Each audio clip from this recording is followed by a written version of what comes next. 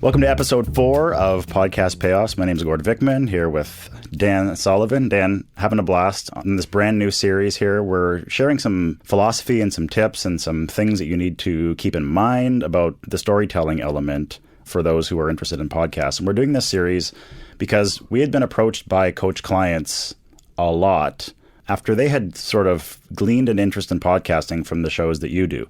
And you were getting a lot of questions. I was getting a lot of questions. So we thought, why don't we just launch a series and we can talk not necessarily about the technical mumbo jumbo and which microphone is better than this microphone, because that's the kind of thing that you can sort of either figure out yourself or you can find your who's going to do this for you, which is one of the things that I've suggested when clients approach me. You know, if your air conditioner is broken at home, you're not going to spend 2 years in community college learning how to fix an air conditioner. You're just going to call the best person you can find to fix the air conditioner.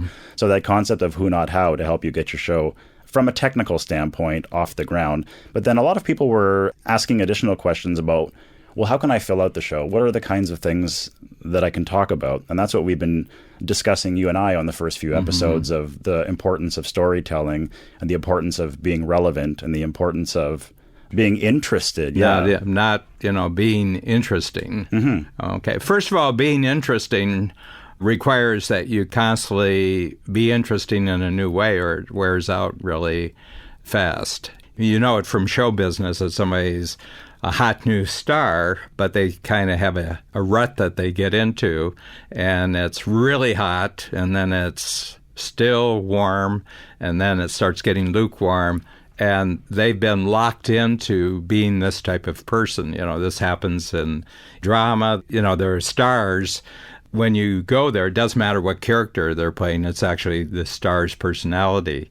They can be appearing for 10 years, and it doesn't matter, different story, different plot, different cast with them. They're still the same character. And after a while in today's world, that just wears out really quickly. So you've been really interesting, and you bet the farm on being interesting, and you were a hit. But however, it wore out. So what do you have to replace it? Where being interested, the input is actually the other person's life, and every new person that you communicate with and you're on the show with, that's a different life. And if you're really good at asking questions about their experiences and things that they've learned, I just really notice the difference on shows where the interviewer is going through a kind of a set routine and doesn't really pick up on what the other person is saying and develop it further and allow the story to develop itself.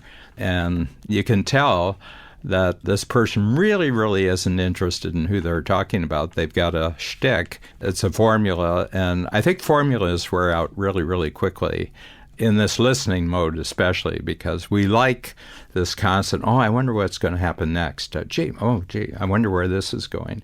You have a sense that really good interviewers are themselves being surprised by the answers that they're eliciting from the person. I say, oh my gosh, that's really interesting. I never heard that about you. So how did that happen? Well, that sense of surprise on the part of the interviewer is a real reality touch point, because if you're having a great conversation, you're learning things that you never knew before. You didn't have a set way of responding to this type of news. You say, oh, gee, that's amazing. I'd never heard that story before. It's the single most important skill when you're interviewing. If you've never interviewed anyone before, simply listen to what they're saying. And it takes a little bit of practice to sort of gain the confidence and the capability to doing this. But any interview script should have one question. Should have one question right at the top. And then every subsequent question basically leaps off the answer that your interview subject has said. I don't know why this stuck in my brain. I remember years and years ago, I was watching Much Music, which for those who aren't Canadian, it was like our version of MTV. So they used to hire these kids, and they were all kind of young, gregarious, good-looking kids, and they would be the VJs, just like MTV had in the States, if you'll be familiar with that. So they had this kid, and she had just started at Much Music, and she was interviewing this band we have here, their legendary Canadian band called the Bare Naked Ladies. So you could tell that she had just started her television career, and she had paper in hand, and she was trembling a little bit, and she was interviewing the Bare Naked Ladies, and she was asking them about their music recording process. And then one of the members of the band, Stephen Page, I think, was talking about da-da-da-da, and he's like, oh yeah, then there was the explosion. And the other members of the band go, oh yeah, the explosion. So then they wrapped up their answer. And then the young woman who was interviewing them hopped right back into her script again. And she's like, so tell me about the tour bus. Is the bus comfortable? And meanwhile, I'm like, oh, yeah. I was like, whoa. Like, wait a minute. Explosion. Like, what blew up? Yeah. They just lobbed you a giant softball and you could just knock it right out of the park. Something blew up. Yeah. And granted that, like I said, she had just started her career. I thought, looking back now, it's obviously kind of cute because I'm sure that she looks back on that and she's like, damn, I wish I would have asked them about the explosion. It's right there for you. And if you're listening when you're interviewing someone, they're going to give you enough little nuggets that you could eventually garner that capability to carry the interview after just one question, just the lead into the question. Mm-hmm. Yeah, I mean, there's lots of experience. One question I had for you, I mean, you were essentially, when you first got into the radio studio world and the radio program world, you were backstage, right? You were kind of backstage. Yeah. I mean, you had technical capabilities and organizational capabilities and packaging capabilities, but it was other people who were the front stage. Picture a radio studio. You have your digital audio console, and you have your sliders and your buttons, and then you have your music player, and then you have your telephone, and you have your telephone recording device, and you have your internet. And so you have this sort of looks like a cockpit. That was my first role in radio. By the way, I just want to tell all my listening audience who think I'm really great in podcasts, everything Gord just said, I haven't the foggiest idea what he's talking about. You know, that's why Gord's here, so I don't have to know any of those things. That's right. So that was my role. It was totally backstage, but I had a microphone. And then Darren Laidman, who was my first and my longtime co-host in the radio space, he, much like we were talking about in the previous episode, when his philosophy for radio shows was you create this Sesame Street-like atmosphere where everyone's welcome and there's an open invite, he used to ask me to turn the microphone on, and he would ask me a few questions, and he would tease me a little bit, and I would kind of give it back to him a little bit. So they started getting emails into the station, and people were saying, who's this producer Gord guy? Because he said something kind of funny. And we noticed that Darren and I had pretty decent chemistry. So it went from an occasional thing to sort of a weekly thing, and then people were emailing, and they were saying we would like to hear more of these two people together.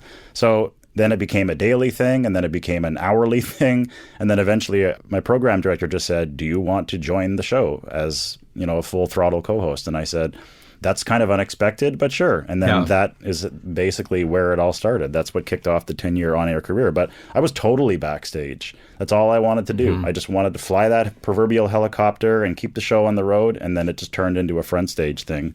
I seem to stumble into front stage capabilities Well, quite you a bit. did here, too, because, you know, my role in all parts of Strategic Coach, whether it's coaching or whether it's marketing or whether it's book writing or it's videos and that, I'm the front stage guy.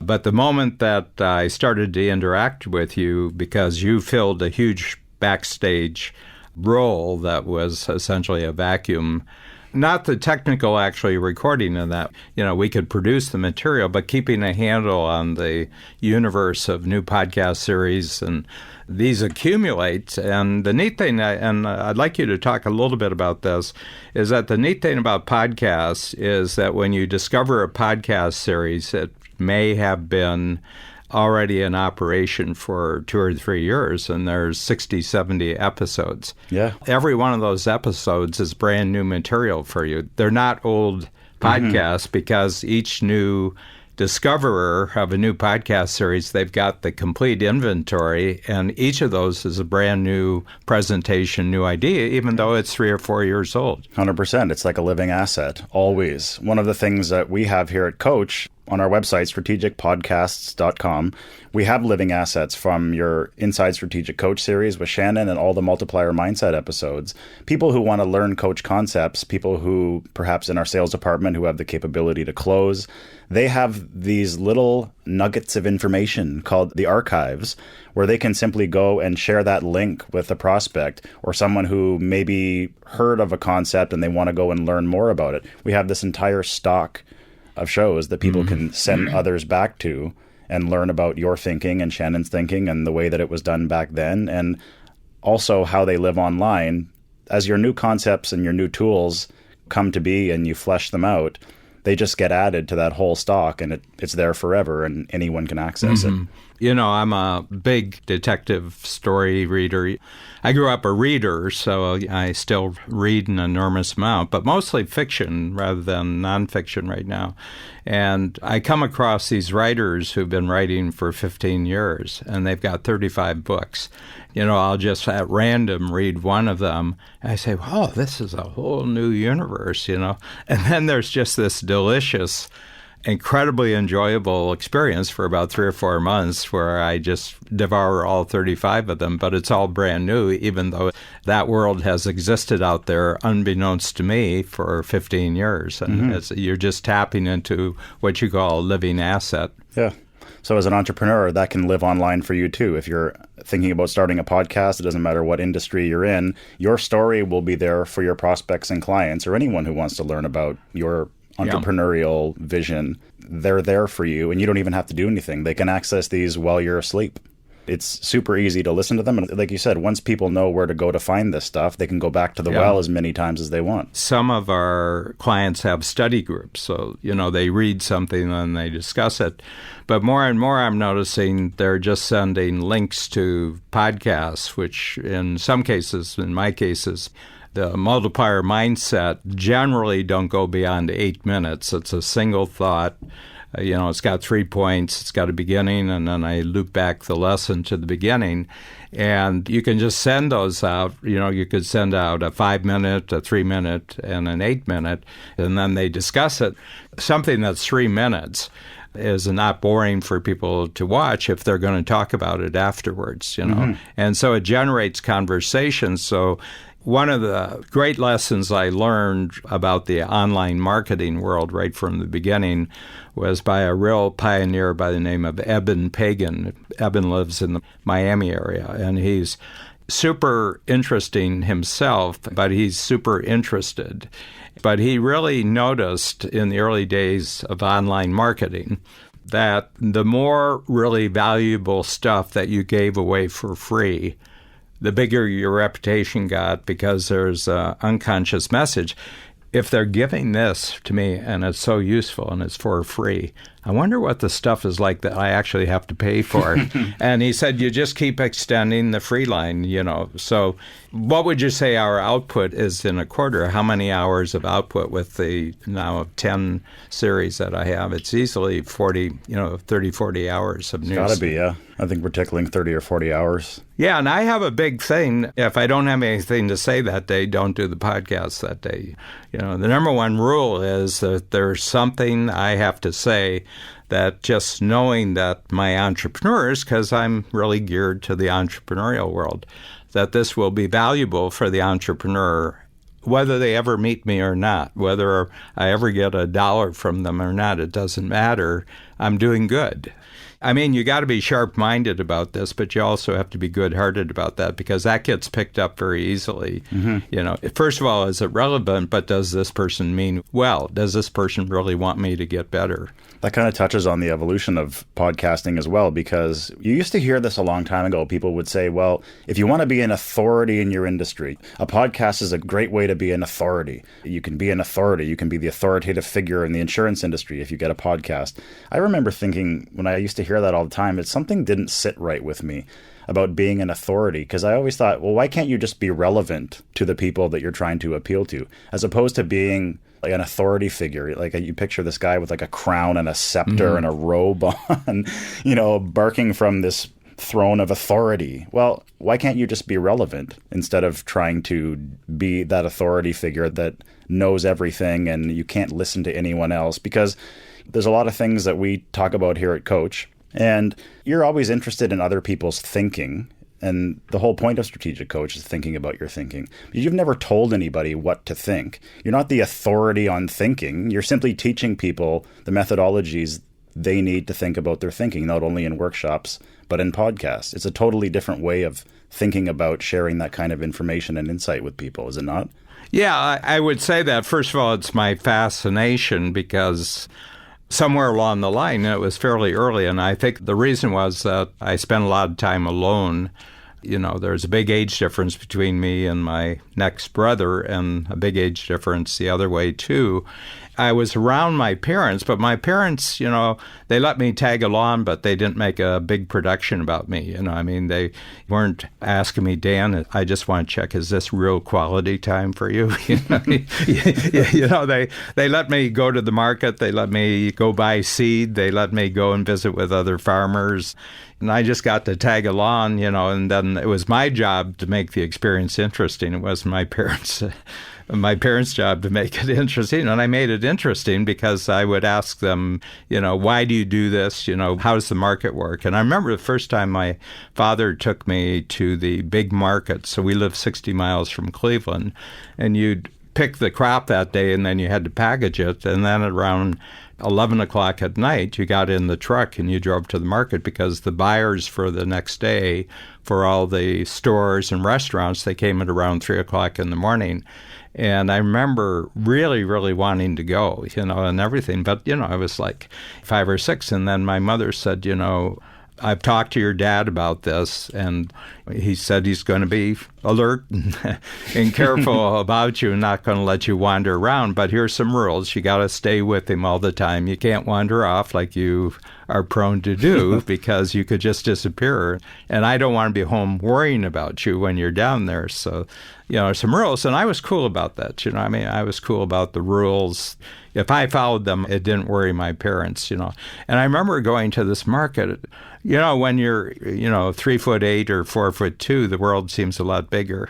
I remember just the phenomenal action and all the shouting and, a lot of joking and, people seeing each other and making fun of each other and everything else. And it was just this fascinating world.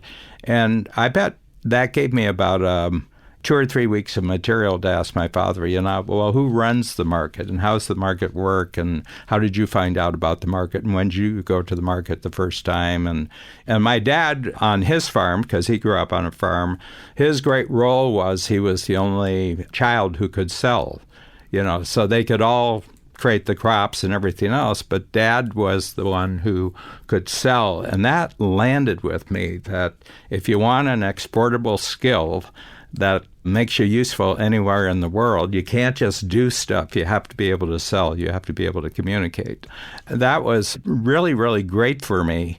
And I've always said, nothing moves on the planet unless somebody sells it. And the best sellers are people who really understand life from what's going on in their customer's life. Not what they want to do to the customer, but what they can do for the customer. And that's the relevance that you're talking about. I want to take back, because this really brings it back to you and me, that when you came to the final meeting, because I had really put you through a screening that didn't involve me, because I'm a good salesperson. The last person you want hiring anybody is somebody's a salesperson, because you have a tendency, whether the person's right or not, to make the sale. You just want to close. You just want to close. I just want to close. But when you came in, you really impressed me, because you had actually listened to a lot of the podcasts, and you had a lot to say about actually what I was doing right, which is not a bad policy, by the way. Yes, it's not a bad strategy. You didn't come and say, well, you're not doing this right and you're not doing this right. This is, just prudence. This is called prudence in life.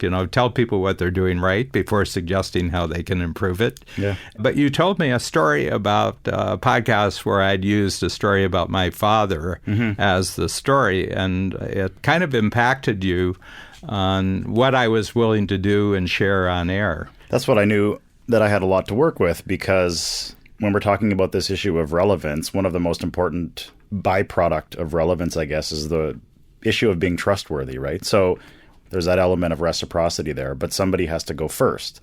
So you had told the story about your dad, and you mentioned that he was a little bit hard to reach for most of your childhood, and then there was a medical emergency. Well, he had a nervous breakdown when he was 63. Yeah. And he had come from a family that it wasn't an affectionate family, and to a certain extent, my mother, too. They became affectionate people.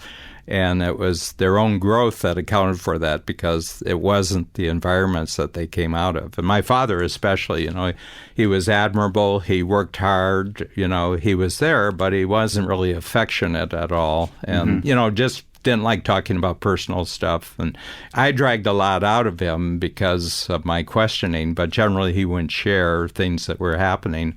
And then when he was 63, he had a nervous breakdown. He just broke down one day and went away for about 5-6 weeks. And when he came back, he was a changed man. And he died at 83, so it was the last 20 years. He was affectionate and caring and everything else. And, at a certain point, he was going through it, and, he was having a lot of difficulty, and he wasn't sleeping well, and he was crying. And one day he woke up and he says, okay, I'm better. I'm going home. And he was a transformed man. So much of what we know about my father and what we remember really came from after age 63, when he kind of opened up. Yeah, it really opened up. So you told that story on an episode of Multiplier, and even before I joined Coach, I heard that episode and I remember thinking, wow, that's just fantastic radio. It's good broadcasting because you're willing to go first. You don't know what people are going to do with that information. You don't know if they're going to hold it against you. You've even told me before that there are people who, you've been very open about the fact that you were divorced and bankrupt on the same day. And you said you've even had prospects say, well, I don't know if Strategic Coach is for me because Dan Sullivan went bankrupt once. They've actually said that in the past. Well, I told about 2 failures I'd had on the same day that had really flipped me. Yeah. But they didn't get the flip into the transformation. They got, well, I can't trust somebody who would be that bad at marriage or that bad at their business that they would fail. And they're talking about their failures. I can't trust somebody who talks about their failures. And I said, oh, you want me to talk about my successes? Well, They never recognized that as the catalyst for what propelled you to become and to build what you've essentially built. Yeah. And I've really carried that over more and more to my coaching, that I'll never ask any of my strategic coach clients in the workshop to take a look at their experience and talk about the lessons they've learned from their own experience until I've already led about that specific context and what it means to me and what I've learned from it. So mine is all written out on a sheet of paper that they see.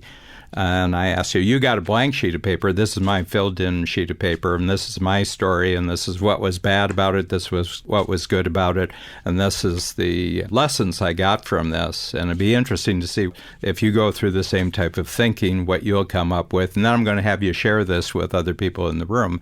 But I never, ever suggest that they should do any thinking where they have to disclose something about themselves until I've already demonstrated, hey, this is what I've learned, Yeah, it's not so bad. So that seems like a logical point to wrap up episode 4 of Podcast Yeah, Payoff. This has been great. We're surprising ourselves because I would say that probably we shoot for 25 minutes with these, but I would say about 20 minutes of that was entirely unpredictable before we started, what actually came out. And again, it's the useful unpredictability that really, really is relevant. I once heard this psychiatrist, he said, the number one problem in life, just generally, is that we always compare our insides with other people's outsides. So we look at ourselves and it's complicated and not everything fits, and there's things, there's complexity, there's contradictions, there's things that you wish you'd done better, and you got this whole monologue going on inside of yourself. And then other people just have their act together. Look at how smooth they are, look how confident they are. And meanwhile, we know lots and lots of horror stories from the entertainment world of people who look like they have it all together and they're just a disaster. But we don't realize that, Shakespeare said, all of life is a theater and we're actors on it. There's a part of everybody's life that nobody wants to see your backstage. They don't want you talking about your backstage. They want to know, do you have some ideas? And you try to present them and package them. But this podcast medium actually gives you the best of both worlds there. you have your act enough together that you can put on a podcast and you can organize it, and you know how to get it out there to 10 people and then 100 people and 1,000 people, and that's great skill. But you can really tap into your personal experiences and be very, very forthright about them, and very, saying, I learned from this, I learned from this mistake. And it almost seems like you can't do that in the video world. The video world is a little bit too much at you. Yep. It demands all of your senses, whereas a podcast, it's the theater of the mind. You can put this on and your mind can drift off. Dan and I can be wearing anything you want us to be wearing. We can look any way you want us to look. We can be sitting in any kind of room. You're creating this, now that I've suggested it, you're creating this vision in your head of what's going on when you're in that audio medium. You don't have it dictated to you. Yeah. I think that's one of the reasons why audio storytelling and podcasts essentially have been exploding in popularity. Yeah, I've certainly learned a lot since we started this, and I have a feeling that you and I, in our teamwork to have maximum impact from what we're creating here, are going to be perhaps the most transformed people as a result of this process.